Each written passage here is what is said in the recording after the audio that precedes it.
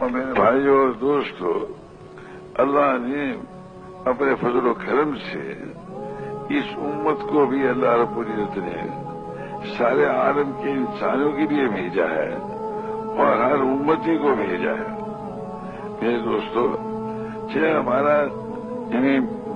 مرد ہوں، عورتیں ہوں، لڑکے ہوں، لڑکی ہوں، بیٹے ہوں، بیٹی ہوں، اور میرا چاہے بادشاہ ہو، چاہے فقیر ہو، امیر ہو، چاہے غریب ہو، اور چاہے میرے دوستوں کہیں بھی دنیا میں پیدا ہوئے ہوں، اللہ نے یہ کرم فرما دیا، فضل فرما دیا کہ ہر امتی کو اللہ نے میرے دوستوں سارے عالم کے انسانوں کی ہدایت کا ذریعہ بنا دیا۔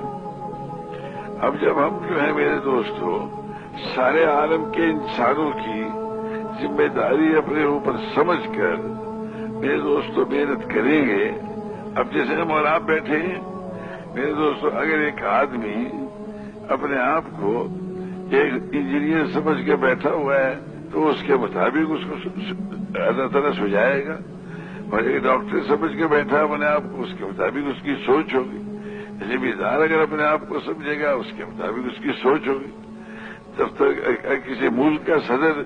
اپنے آپ کو سمجھے گا اس کے حساب سے اس کی سوچ ہوگی۔ میرے بھائیوں اور دوستوں، اللہ نے ہمیں اور آپ کو حضور اکرم صلی اللہ علیہ وسلم ہمارے عالی مقصد کے لیے دنیا میں بھیجا ہے۔ جب ہم بیٹھ کے سوچیں گے تو اس حیثیت سوچیں گے کہ سارا عالم ہمارے سامنے ہے جس کے لیے اللہ نے ہمیں بھیجا ہے، اور میرے دوستوں ہمیں اللہ نے حکم دے دیا ہے،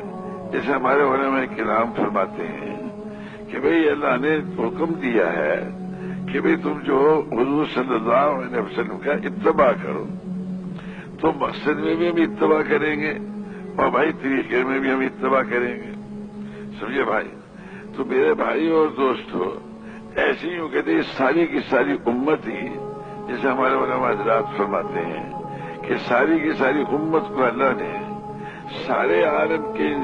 اقوام عالم انسانی کے لیے مبعوث فرمایا ہے۔ سارے عالم انسانی اقوام عالم انسانی کے لیے اللہ نے اس امت کو بھیجا ہے، اور اس لیے بھیجا کہ تاکہ وہ ایسی محنت کریں، جد و جہد کریں کہ جس سے کہ انہیں جنت کے اوپر لا کھڑا کریں۔ میرے دوستو اس لیے بھیجا۔ تو میرے بھائی اور دوستو، مقصد ہمارا صاف ہے، اور اب آپ حضرات سے سنا ہی ہوگا کہ عتبہ بن ولید جو ہے جب حضور صلی اللہ علیہ وسلم کے پاس قریش مکہ کی وجہ سے گیا، ان کے